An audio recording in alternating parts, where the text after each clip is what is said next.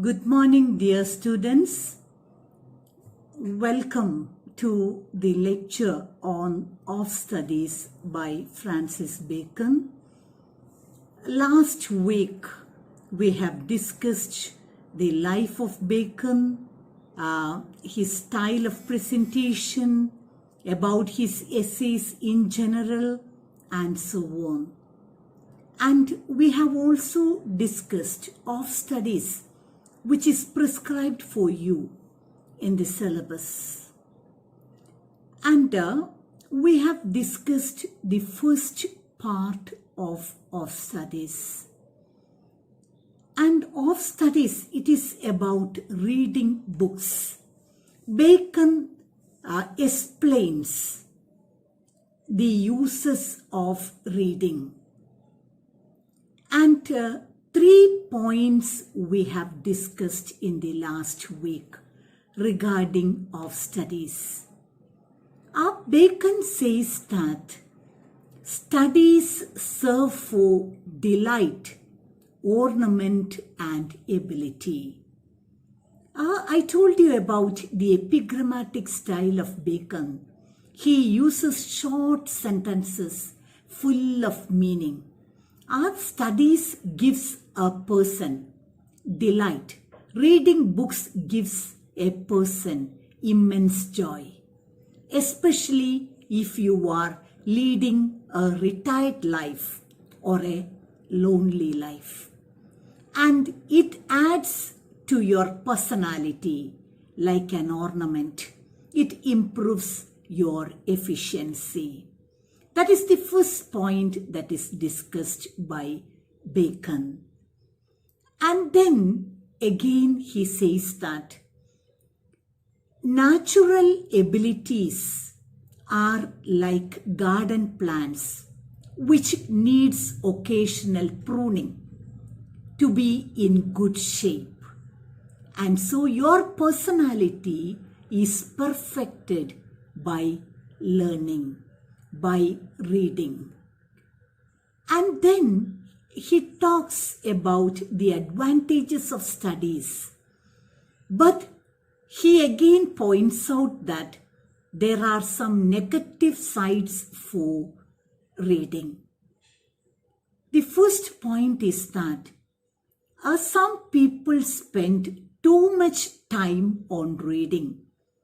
And this creates a sort of laziness in the reader, a type of escapism from the daily activities of life, and an evasion of responsibilities. And so, it creates laziness in the reader. There should be a balancing.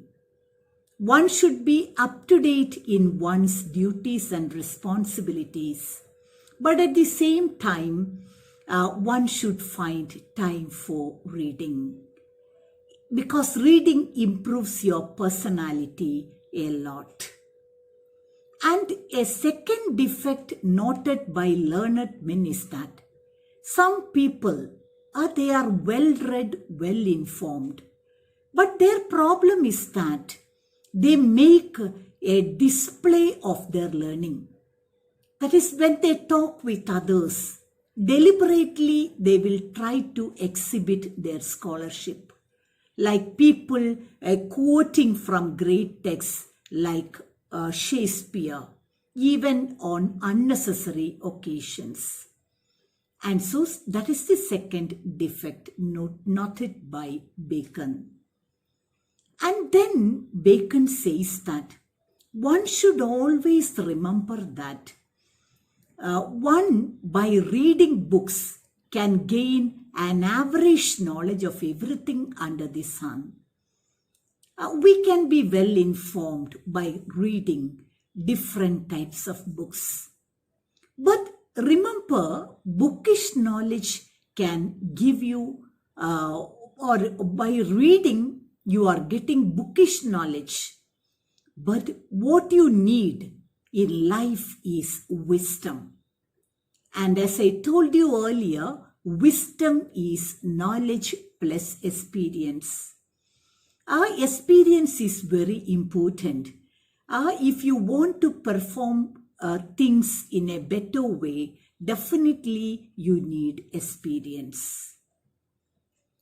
And then these points we have already mentioned in the last class. And then the next point is that Bacon describes how different people view learned people. What is the attitude of people towards men of learning, towards well-read people? Or how do different people view studies? That is the next point. And Bacon says that simple people, they admire men of learning. Simple people, innocent people, and they look with great respect on learned men. They have great appreciation for learned people, and they take for granted whatever these well-read people say.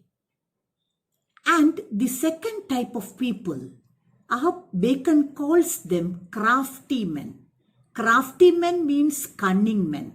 Cunning people, they don't appreciate studies. They have only contempt for studies and learned people. And Bacon says that the third category is the wise men. And the wise men use studies properly. They know how much importance they should give to bookish knowledge. They know how to have a proper balance between things. And so, Bacon says that simple men admire studies, crafty men contempt studies, and wise men use them properly. And so, wise people, intelligent people, if they are well-read, they will be able to tackle the affairs very efficiently. And then, the fifth point is that Bacon makes a differentiation or between books. Actually, he makes a differentiation between books. And then he says that some books are to be tasted, some are to be swallowed, and some are to be chewed and digested. And what is this usage? Bacon says that some books are to be tasted. That is, if you want to understand the standard of a book, you needn't have to read each and every line. After reading 8 to 10 pages, you will understand whether the book is good or not. And if it is not good, you can stop reading. You needn't have to waste your time and energy on reading a useless book. That is the meaning of saying some books are to be tasted. If you want to know the taste of a dish, you needn't have to eat the entire dish. You need to put a little on your tongue. That is enough. And so, some books are to be tasted. Some books should be read only in a few pages. And then you can make an assessment of the book. If it is good, continue reading, or else you can ignore it. Some books are to be swallowed. It means some books doesn't need very careful reading. You are getting an overall idea even by skipping pages and lines. For example, in travelogues, a lot of descriptions are there. You needn't have to read the entire text to get an idea of the text. And so, some books are to be swallowed. See, when you swallow a food item, you don't get the taste of it. And what you are getting is an overall taste. Similarly, some books can be read without much attention. And then the third type of books, Bacon says that some books are to be chewed and digested. The meaning is that every line and every word is important. You cannot even live a single line without giving much attention to that. And so, this is a very important point which Bacon mentions in the essay. He says that a reader, an intelligent reader, should be making this distinction between books. Some books are to be tasted, some are to be swallowed, some are to be chewed and digested. And then again he says that in the case of less important books, you can even appoint a deputy to read for you the book. You can sit in a very leisurely manner and just listen. That is enough in the case of less important books. And then he says that in the case of some books, you need to know only the synopsis. You know that regarding great works in literature, the synopsis you will get in the masterpieces of English literature and so on. And see, for example, if you have to study a tragedy by Shakespeare, say King Lear, and imagine that King Lear is meant for your detailed study. But remember, Shakespeare had written plenty of other tragedies like Macbeth, Othello, Hamlet, and so on. You needn't have to read all of them to understand Shakespeare's King Lear. And so what you can do is that regarding Hamlet and Othello and other major tragedies, try to read only the synopsis. Or you can get the summary from standard texts. And then you will get an overall idea of the other tragedies. And you need to concentrate only on your detailed text, King Lear. But again, Bacon says that by reading a summary of a text, you won't be getting real enjoyment. If you want to get real enjoyment, you should read the book completely. And again, he makes a comparison. He says that distilled water, which you get in the lab, it is H2O like ordinary water. But this distilled water doesn't have the real taste of water. And so the same difference is there. By reading a summary, you will get a gist of the text, but you won't be getting full enjoyment. And then Bacon quickly passes on to another statement. He says that reading maketh a full man, conference a ready man, and writing an exact man. This is another important statement. See, the sentences are very short, but brimming with meaning. Bacon says that, that is, reading maketh a full man. Reading makes you well informed of everything around you. And if you are well informed, very confidently you can discuss matters with other people. You can talk to anybody without any sense of inferiority. And so reading makes you well informed and confident. Conference makes you a ready man. Means if you can participate in debates and discussions, you will become quick-witted, will be able to give ready-made answers to all the questions asked to you. And so conference makes you a ready man. It makes you quick-witted. And writing makes you an exact man. Especially if you don't have an excellent memory. it is always very good to practice writing. And when you write things, the things are getting imprinted in your mind and brain, and you will remember things for a longer period. And so that is the suggestion made by Bacon. And then he says that studies, by selecting the proper type of studies, even your character can be changed.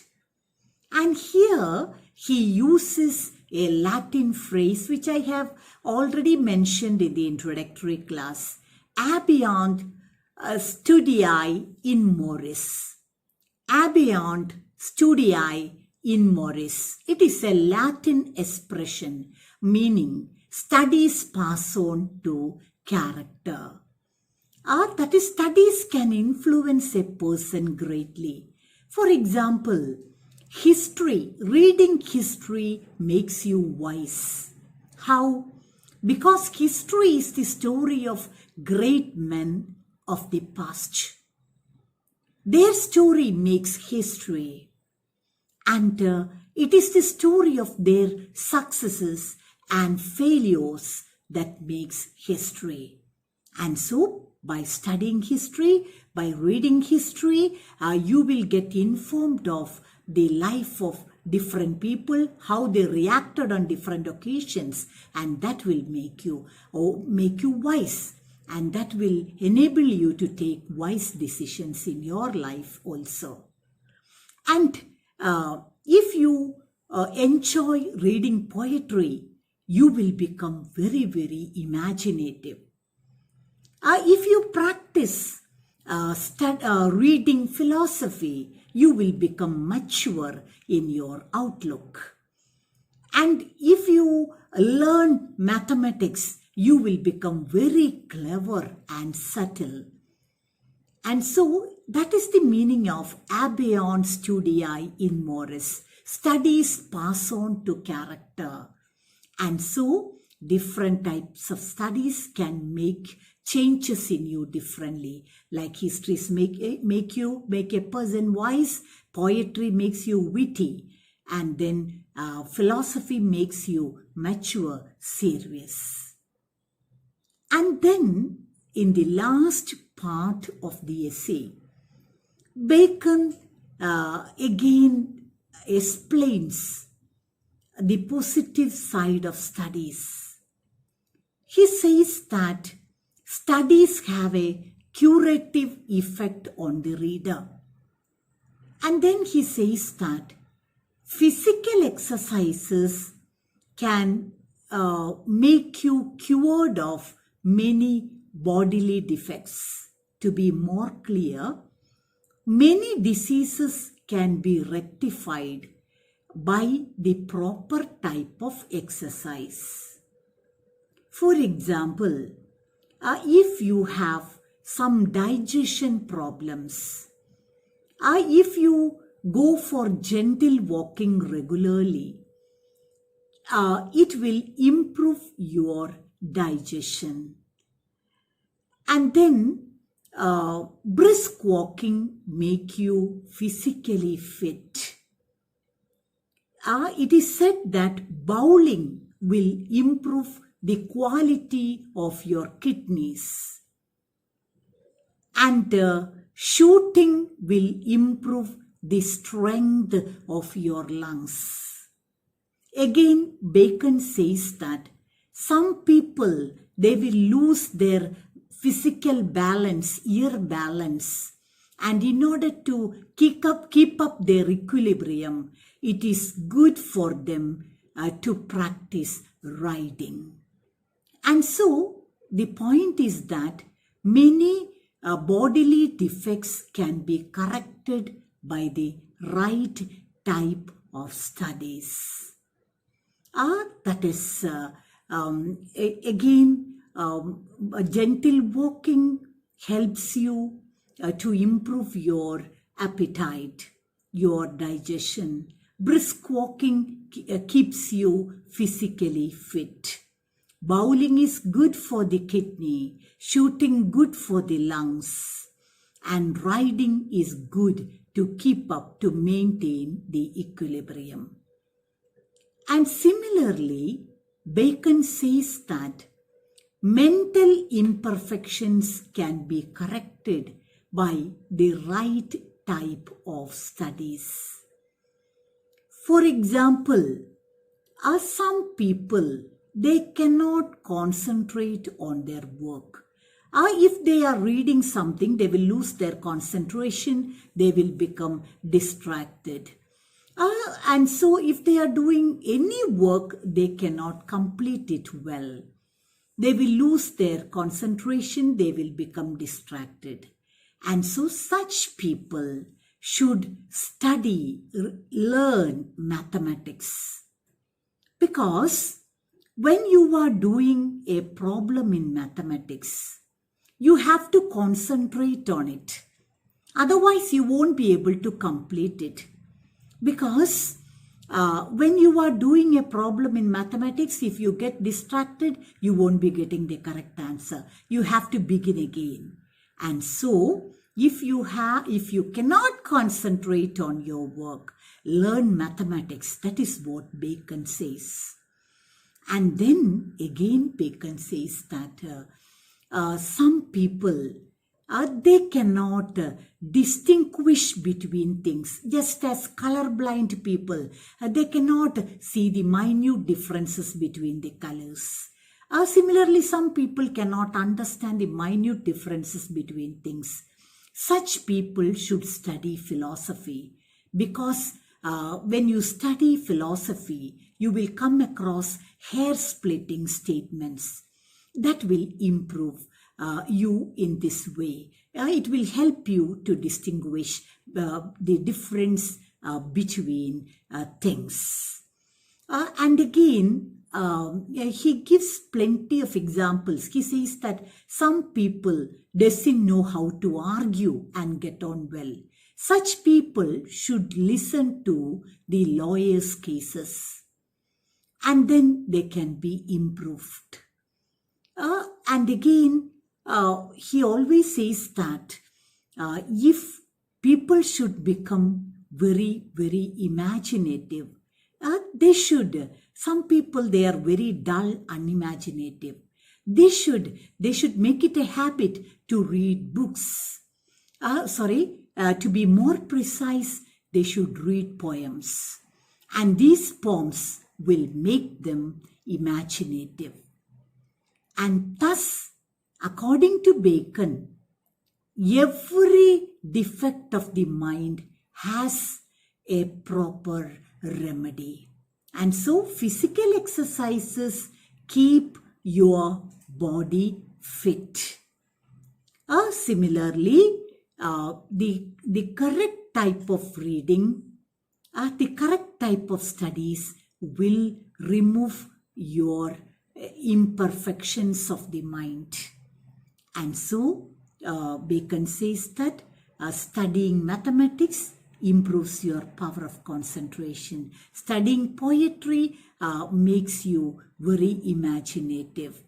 By studying philosophy, you will learn the minute differences between things. It is recommended for people who cannot distinguish between things which are apparently similar. And then again he says that for some people who doesn't know how to argue, they can listen to the lawyers' cases. Thus, every defect of the mind has a proper remedy. And so, these are the points which are discussed in Bacon's of studies. Remember, when you study Bacon, you should be aware of his style of writing. The main point is that he uses an epigrammatic, aphoristic style, short sentences packed with meaning. And then the use of Latin words and phrases. Bacon has a great fascination for Latin. And so some critics say that his essays are not clear because of these Latin additions. But if you understand the meaning, you will understand that it is well suited for the purpose. And then when you go through the text, you should understand that Bacon's English is different from our modern English in spelling, grammar, meaning, and so on. And so his essays are excellent, philosophic, and it has a lot to convey. And it is Bacon who had proved with his writings that brevity is the soul of wit. That is, if you are a very intelligent person, you will be able to present things in a very brief manner. And Bacon does it in his essays. You are getting lot of information from his essays. We will stop for the time being and we will meet again the next day. Thank you.